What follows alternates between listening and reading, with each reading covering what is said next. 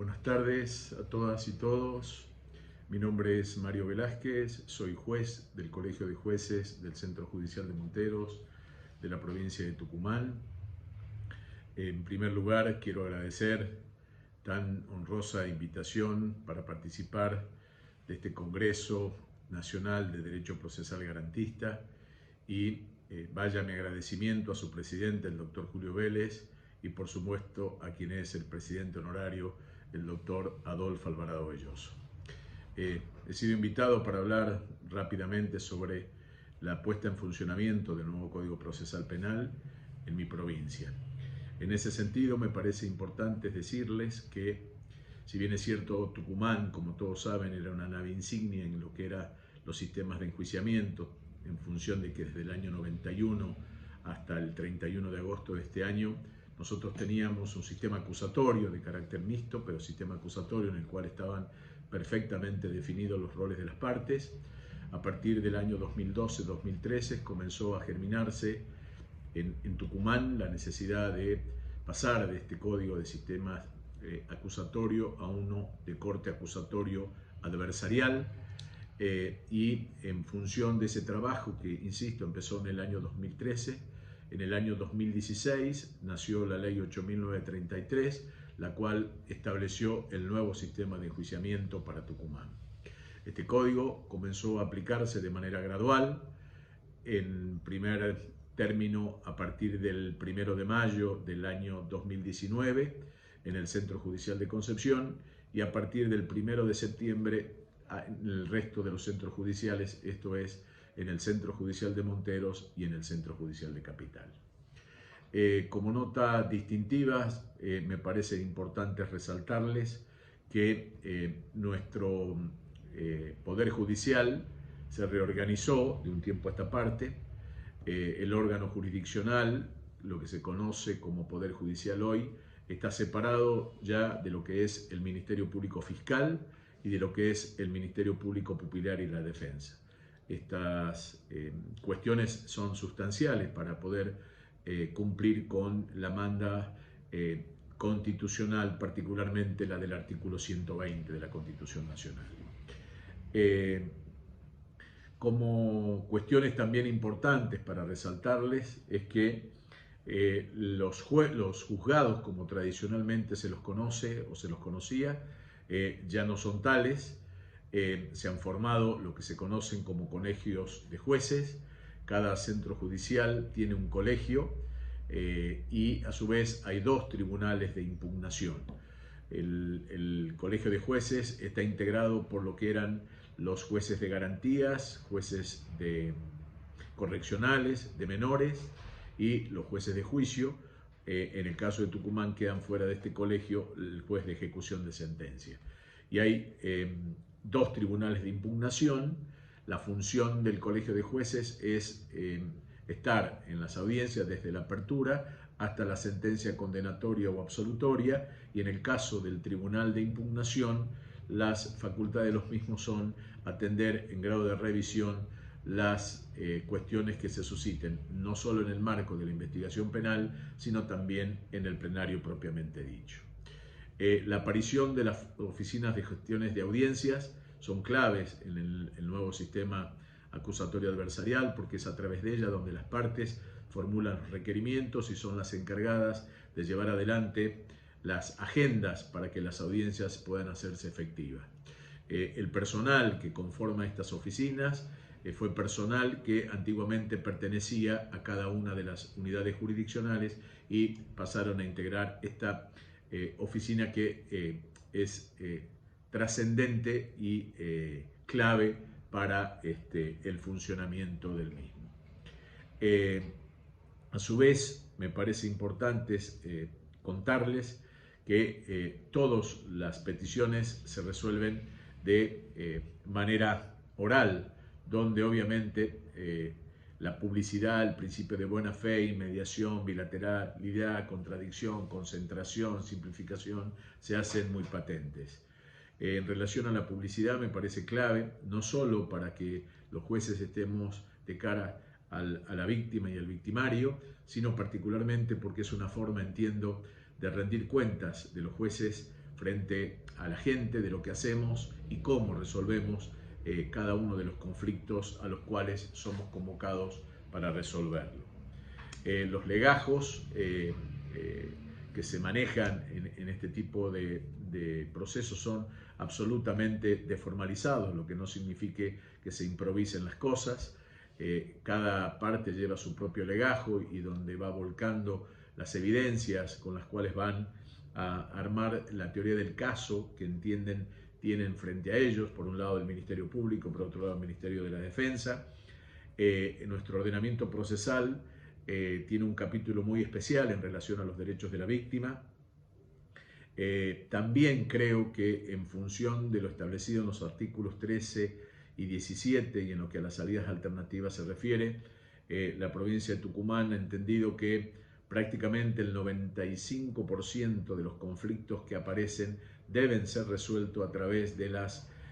conocidas salidas alternativas, esto es la suspensión del juicio a prueba o el juicio abreviado, a la que se agregan por supuesto todo lo que tiene que ver con las nuevas medidas que van desde la reparación, la conciliación, la mediación, el archivo, la desestimación, etc. Esto me parece que como cuestiones distintivas es importante resaltarlas, pero también me parece muy importante resaltar aspectos sobre los cuales poco se dice y que sí creo que debe ser motivo de discusión y debate, y no quiero desaprovechar esta oportunidad. En primer lugar, me parece que debemos modificar los discursos sobre los cuales pivotea el abordaje de los nuevos sistemas de enjuiciamiento. Los discursos tienen que ver generalmente con que se va a terminar la impunidad que existe en determinada sociedad, que se va a terminar con la puerta giratoria, y esto me parece que es de un gravísimo error, porque todos los operadores sabemos que con un sistema de enjuiciamiento no se cambian las realidades que la sociedad tiene en cada lugar donde se vayan a producir estas reformas. Entonces creo que hasta por una cuestión de absoluta transparencia y honestidad, esto debería ser transmitido con absoluta claridad. Seguimos inmersos como consecuencia de los medios y de la política en general, de que los problemas que tienen que ver con la seguridad son problemas de la justicia. Nada más desacertado. Los problemas de seguridad son problemas de otro poder del Estado y particularmente del Poder Ejecutivo. Seguramente los jueces y el resto de los operadores contribuimos con lo que se conoce como la seguridad pública, pero todos sabemos que el derecho penal es el derecho penal del acto, es decir, que solo cuando se produce un acto jurídico típico, antijurídico y culpable es cuando nosotros recién intervenimos. Es decir, lamentablemente cuando otras cuestiones que deberían haber aparecido y evitado que eso suceda no aconteció. En estos sistemas, como recae gran porcentaje de las cosas en el ámbito del Ministerio Público Fiscal y en muchos, sin siquiera la participación de los jueces, en lo que tienen que ver con las salidas tempranas, me parece clave definir desde el primer momento a través del Ministerio Público la política criminal que se va a llevar adelante en la provincia. Y esto no es solo una cuestión personal, sino que también la propia ley lo establece en función de que para las partes puedan aplicar los precedentes, no solo de los jueces, sino también de los fiscales, deben conocer frente a determinados tipos penales cuál va a ser la política que el Ministerio Público va a llevar adelante. Supóngase un delito de hurto o de bagatela, si esa causa va a tener una respuesta y qué tipo de respuesta va a tener, porque a veces la gente cree equivocamente que en ese tipo de hecho va a llegar el juicio oral y una condena pertinente. Otra de las cuestiones muy importantes antes de arrancar con este sistema es definir el número de jueces, fiscales y defensores que necesita para poder hacer frente, y esto tiene que ver no solo con la densidad poblacional, sino también con la tasa de conflictos que existen en los lugares donde el mismo se vaya a implementar, porque si no vamos a caer en lo que suele ocurrir en muchas jurisdicciones donde este sistema está funcionando, y es el de utilizar funcionarios que no son los que establece la Constitución, particularmente en el ámbito del Ministerio Público Fiscal y en el Ministerio Público de la Defensa. Me refiero particularmente a los auxiliares fiscales y a los auxiliares defensores, que si ustedes ven, en casi todas las constituciones, las delegaciones de funciones están prohibidas y los actos que así se celebren son nulos, de nulidad absoluta, y hacen responsable no solo a quien delega, sino también a quien consiente con determinado acto. Y en lo personal creo que aquí hay una clara violación de la Constitución en lo que tiene que ver con el principio de igualdad ante la ley. Y digo esto porque cuando se trata de una investigación penal en la cual se tiene que llevar adelante la misma frente a un funcionario que tiene inmunidades procesales o constitucionales, es imposible que en esa audiencia acuda un auxiliar fiscal o un auxiliar de defensor. En esas audiencias están lo que nosotros conocemos en nuestro nuevo código como los fiscales regionales. La pregunta es, si a ese funcionario le respeto a rajatabla lo que la Constitución establece, la pregunta sería ¿por qué no lo hago con el ciudadano de a pie o como Doña Rosa, como normalmente le decimos? Otra consideración importantísima me parece que es generalmente cuando se producen este tipo de reformas, nosotros somos muy proclives a determinar que es como consecuencia de que la ley ya no sirve. Creo que esta cuestión en algunos casos puede ser así, pero me parece que el grave problema que todavía tenemos tiene que ver con los operadores. Y en este sentido,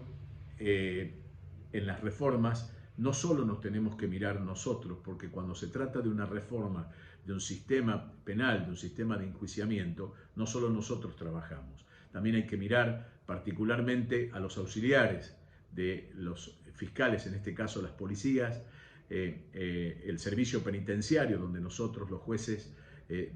alojamos a las personas privadas de la libertad, los cuales siguen siendo una asignatura absolutamente pendiente, y ni hablar también de los centros de tratamientos y de adicciones que tienen una directa implicancia sobre nuestro trabajo en el día a día.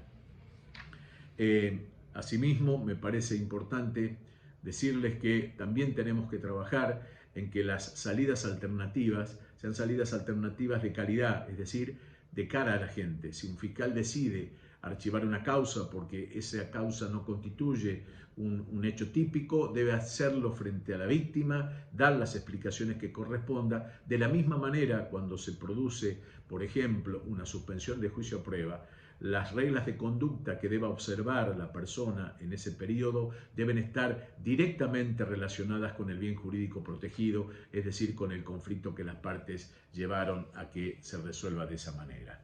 En cuanto a la igualdad de armas, me parece que hay un gran camino por recorrer. En el caso de la defensa pública, si bien es cierto en Tucumán está separada y tiene autonomía y autarquía financiera, lo cierto es que todavía no cuenta ni con la cantidad de defensores constitucionales al efecto, ni tampoco con estructuras que coadyuven a lo que sería la teoría del caso de las defensas, esto es, investigadores particulares,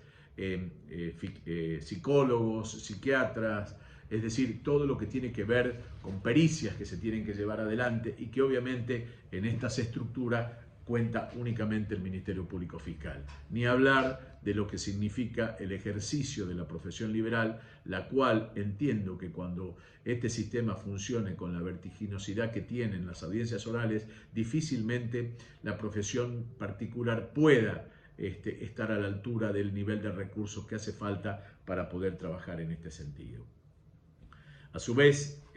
me parece también motivo de discusión es la capacitación que tenemos los operadores. Y esta es una asignatura pendiente. Nosotros lamentablemente hemos sido formados en otra forma de atender los conflictos. La litigación oral es una litigación que exige la absoluta profesionalidad de todas las partes, y en esto también creo que hasta los claustros universitarios son muy incipientes las materias y las currículas que así lo establecen. No obstante, toda esta situación que me parecía importante expresarles y que de alguna manera poner en el debate y que se discuta, quiero cerrar esto con algunas frases. Una de Carrara, del año 1847, en la cual decía que la insensata idea de que el derecho penal extirpará de la tierra todos los males convertirá la ciencia penal en la idolatría del terror y a su pueblo en la fe en la verdugo. Una frase de Couture en la cual sostenía que el derecho vale lo que valen los jueces como seres humanos, y si un juez tiene miedo, la sociedad no debería dormir tranquila. Con esto quiero decir que los jueces, definitivamente en estos sistemas, tenemos un rol importantísimo, que es establecer los estándares que establecen no solo la Constitución y los tratados internacionales, sino particularmente que debemos, de una vez por todas, responder a los estímulos que la Constitución y los tratados establecen a los fines de garantir los derechos humanos, no solo de la víctima y victimario, sino particularmente de no responder a los estímulos de la política, a los estímulos de los medios, y tenemos la obligación de generar prestigio y de no generar popularidad. Muchas gracias.